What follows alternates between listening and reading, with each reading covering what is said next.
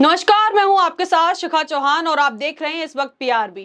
पहलगाम हमले के बाद भारत पाकिस्तान के बीच संघर्ष बढ़ता ही जा रहा है। पहलगाम में हुए हमले का दोष भारत ने पाकिस्तान से चल रहे आतंकी संगठन को दिया और पाकिस्तान के खिलाफ फैसला लेते हुए भारत ने सिंधु जल समझौते पर पूरी तरीके से रोक लगा दिया, जिसके ठीक बाद पाकिस्तान के प्रधानमंत्री की ओर से पहली प्रक्रिया आई है। पाकिस्तान के पीएम शहबाज शरीफ ने क्या कहा और पाकिस्तान की सुरक्षा बैठक में भारत के खिलाफ क्या क्या फैसले लिए गए, वो भी आपको आगे विस्तार से बताएंगे। लेकिन उससे पहले आपको बता दें कि भारत पाकिस्तान के संघर्ष के बीच अब जो है ईरान की भी इस पूरे मसले पर एंट्री हो गई है। जी हाँ, बता दें कि ईरान के विदेश मंत्री अब्बास अरागची ने दोनों देशों के बीच मध्यस्थता की पेशकश रख दी है। विदेश मंत्री ने अपने सोशल मीडिया हैंडल एक्स के जरिए कहा कि भारत और पाकिस्तान से ईरान का जो है सदियों पुराना सांस्कृतिक सभ्यता का संबंध है और भाईचारा भी है। हम इन्हें जो है सर्वोच्च प्राथमिकता देते हैं।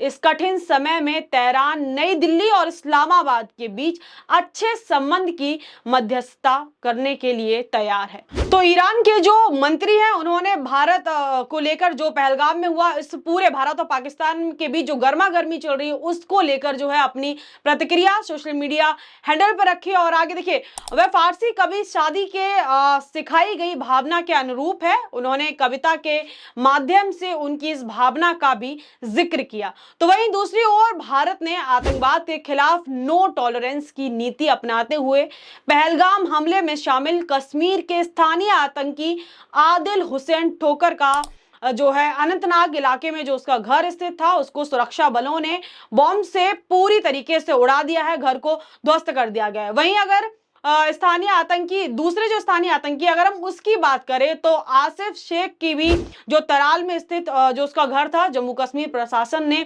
बुलडोजर से बाकायदा कार्रवाई करके उसके घर को जो है गिरा दिया है, घर को खसा दिया गया और उसको भी ध्वस्त करने का काम किया गया है। देखिए, जैसे आज पूरी दुनिया भारत के साथ खड़ी है तो वहीं भारत भी दुनिया को आतंकवाद के खिलाफ जीरो टॉलरेंस के तहत अपनी कार्रवाई दिखा रहा है, जाहिर कर रहा है कि कैसे भारत अब जो है किसी भी तरीके का ये हमला, जो भी आतंकवादी संगठन के द्वारा जो भी चीजें होती, भारत उसको किसी भी तरीके से नहीं सहेगा। अब आपको बताते हैं कि पाकिस्तान के प्रधानमंत्री की ओर से इस पूरे मामले पर क्या जो है पहली प्रतिक्रिया दी गई। तो देखिए, शहबाज जो शरीफ हैं उन्होंने कहा कि पाकिस्तान किसी भी निष्पक्ष और पारदर्शी जांच में शामिल होने के लिए पूरी तरीके से तैयार है और खुद को इस हमले से अलग बताते हुए कहा कि भारत निरंतर आरोप लगा रहा है पाकिस्तान पर और भारत जो है पाकिस्तान को बदनाम करने की कोशिश कर रहा है, साजिश कर रहा है। क्योंकि देखिए, भारत के पास तो कोई काम ही नहीं बचा पाकिस्तान को बदनाम करने के अलावा या पाकिस्तान के ऊपर आरोप लगाने के अलावा। ऐसा सोचना शायद पाकिस्तान के पीएम का है। आगे उन्होंने ये भी कहा कि पाकिस्तान शांति चाहता है लेकिन उसे उसकी कमजोरी ना समझा जाए। कहा कि भारत ने पानी रोकने की कोशिश की है, इसका जवाब जरूर दिया जाएगा। पाक पीएम कहते हैं कि सिंधु नदी पाकिस्तान के लिए बहुत महत्वपूर्ण है और इस पर कोई भी समझौता बर्दाश्त नहीं किया जाएगा, कोई भी समझौता बर्दाश्त नहीं होगा। तो सवाल अब ये उठते हैं कि ये सब पाकिस्तान के लिए इतना इंपॉर्टेंट है तो ये सब आतंकियों को पनाह देने से पहले सोचना चाहिए था कि सिंधु नदी का जो पानी है पाकिस्तान के लिए कितना जरूरी है, पाकिस्तान की आवाम के लिए कितना जरूरी है। ये आतंकियों को पनाह देने से पहले पाकिस्तान को सोचना चाहिए था ना। वहीं अब इस पूरे मसले पर अगर हम भारत की बात करें तो ऑल पार्टी मीटिंग में सभी दल के नेताओं ने खुद सरकार के हर फैसलों पर सरकार के साथ होने की बात कही है, सरकार के साथ खड़े रहने की बात कही है। तो वहीं दूसरी ओर सुरक्षा में भारी चूक पर और इस घटना को लेकर हो रहे हिंदू मुस्लिम की जो राजनीति है उसके खिलाफ भी विपक्ष ने सरकार को घेरा है। विपक्ष सरकार को लगातार घेर रही है। अखिलेश यादव ने कहा कि घटना के बाद भी सरकार और बीजेपी के लोग राजनीति कर रहे हैं। कश्मीर के नागरिक भी इस आतंकी हमले के जो है पूरी तरीके से खिलाफ हैं। टूरिस्ट सरकार के भरोसे वहां गए थे। तो सवाल उठता है कि सुरक्षा के इंतजाम क्यों फेल हुए और जो इंटेलिजेंस है, मेडिकल मदद क्यों, इंटेलिजेंस और मेडिकल मदद जो है क्यों देर से पहुंची। वहीं उन्होंने कहा कि पुलवामा जैसी घटना के बाद भी आरडीएक्स कहां से आया, इसकी जानकारी अभी तक सरकार नहीं दे पाई है, इसलिए भरोसा करना थोड़ा मुश्किल सा हो रहा है। सब कुछ साफ नहीं बताया जा रहा है। देश भर में हर समुदाय के अंदर पहलगाम को लेकर आक्रोश है। लोगों के अंदर का गुस्सा सोशल मीडिया के जरिए, अपनी कविताओं के जरिए, गीत के जरिए, तो कहीं ना कहीं रील्स के कुछ जो कुछ सेकंड के जो वीडियोस क्लिप होते हैं उनके जरिए हर सोशल मीडिया प्लेटफॉर्म पर देखने को मिल रहे हैं।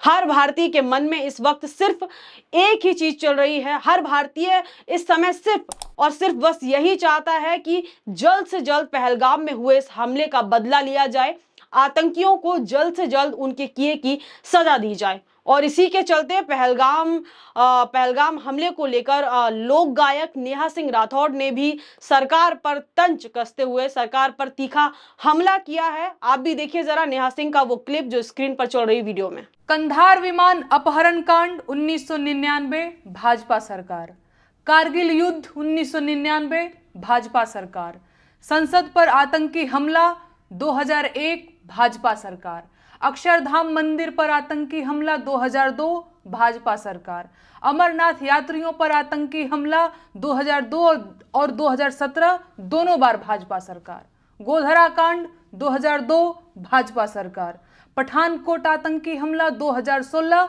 भाजपा सरकार, उरी आतंकी हमला 2016 भाजपा सरकार, पुलवामा आतंकी हमला 2019 भाजपा सरकार, पहलगाम आतंकी हमला 2025 भाजपा सरकार। देश में अब तक के सारे बड़े आतंकी हमले भाजपा की सरकार में हुए हैं और भाजपा की सरकार आते ही देश और देशवासी सभी खतरे में आ जाते हैं।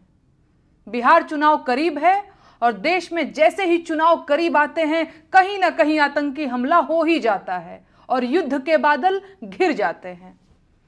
पहलगाम हमले के बाद से ही सरकारी कवियों ने पाकिस्तान के खिलाफ मोर्चा खोल दिया है और वीर रस की कविताएं पढ़ना शुरू कर चुके हैं।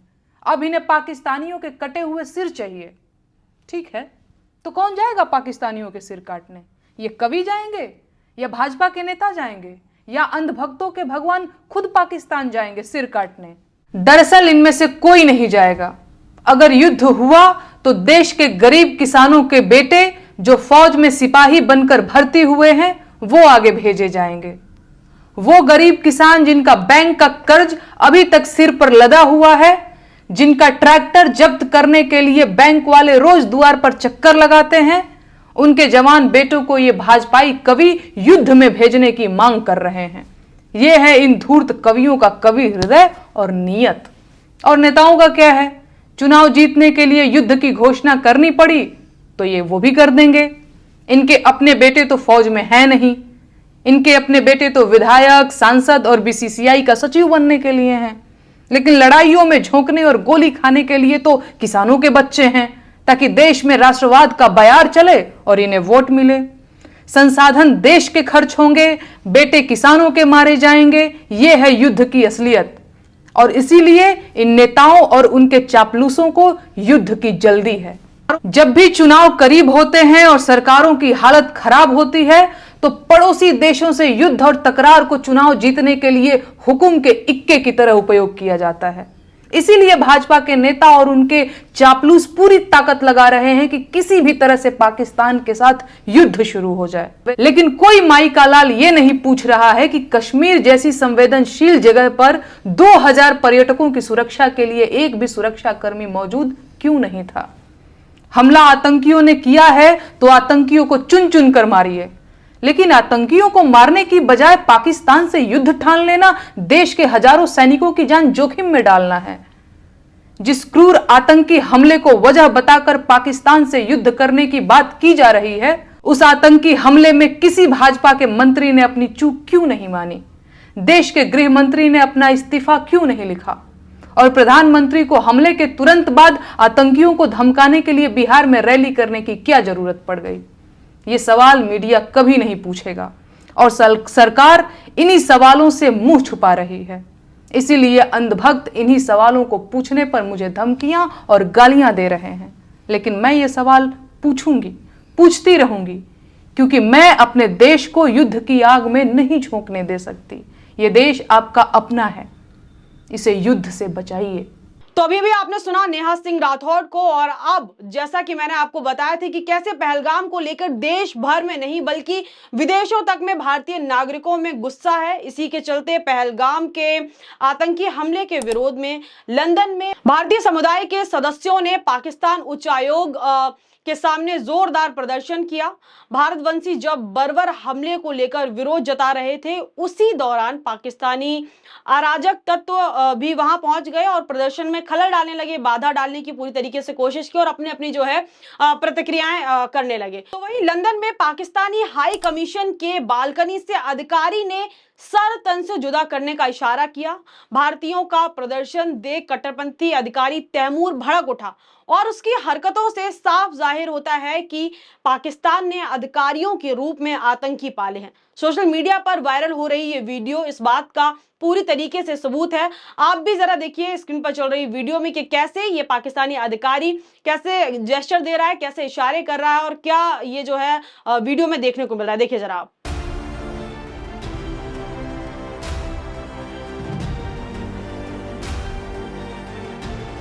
तो ये तो आपने देखा अभी अभी पाकिस्तान के अधिकारी को कि कैसे इशारों इशारों में सर तन से जुदा करने का जो वो है जेस्चर दे रहे हैं। अब इस मुद्दे को लेकर क्या कुछ नई अपडेट है, इस मुद्दे को लेकर सरकार के द्वारा जो भी फैसले लिए गए हैं या फिर जो भी फैसले लिए जाने वाले हैं उसको लेकर क्या कुछ नई अपडेट है, क्या कुछ हाइलाइट्स है, क्या कुछ हेडलाइंस, एक बार फटाफट उस पर भी नजर डाल लेते हैं। तो देखिए यहाँ पर पहली जो अपडेट है जी न्यूज के हवाले से है। देखिए जी न्यूज ने अभी अभी जो है जी न्यूज के हवाले से ब्रेकिंग है। देखिए 48 घंटे में हो सकता है बहुत बड़ा ऑपरेशन, भारत ले सकता है तगड़ा एक्शन, सेना पूरी तरीके से तैयार। सूत्रों के हवाले देखिए जी न्यूज ने अभी अपने सोशल मीडिया हैंडल जो है एक्स पर ऑफिशियल हैंडल से ये पोस्ट की है। कैप्शन डालते हुए देखिए उन्होंने बताया कि 48 घंटे में भारत कोई भी सैन्य कार्रवाई या भारत कोई भी कार्रवाई पाकिस्तान के अगेंस्ट इस हमले को लेकर कर सकता है। तो वहीं देखिए इस मुद्दे को लेकर अब क्या कुछ हेडलाइन इस वक्त छाई हुई है वो भी देखिए। जो सरकार के द्वारा जो फैसले लिए गए हैं या जो भी पहलगाम में जो भी हुआ उसको लेकर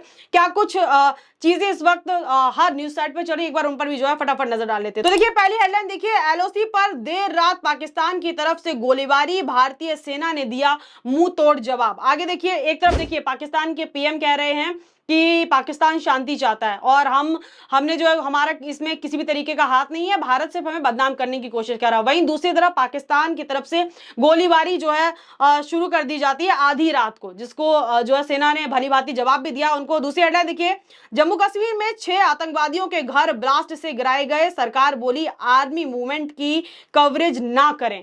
आगे देखिए दूसरी हेडलाइन देखिए, पाकिस्तान भी जवाब देगा, शांत नहीं बैठेगा, पहलगाम अटैक पर बोले शरद पवार ने केंद्र सरकार को घेरा। अब शरद पवार का कहना है कि आप जो एक्शन ले रहे हो उस पर पाकिस्तान भी जो है इस पर अपना जवाब देगा, पाकिस्तान भी जो है कार्रवाई कर सकता है, पाकिस्तान भी अटैक कर सकता है। हालांकि पाकिस्तान आधी रात को गोलीबारी कर रहा है, जो कर सकता है पाकिस्तान वो पूरी तरीके से कर रहा है। तो शरद पवार का जो है इस पूरे मामले पर ये बयान आया, हालांकि भारतीय जनता पार्टी को घेरते हुए उन्होंने ये बात कही। तो इस खबर में से इतना ही, लेकिन आपकी क्या राय है इस पूरे मुद्दे पर, हमें कमेंट सेक्शन में अपनी प्रतिक्रिया देना बिल्कुल भी ना भूले। तब तक के लिए मुझे दी इजाजत, बहुत बहुत धन्यवाद। देखते रहिए पीआरबी।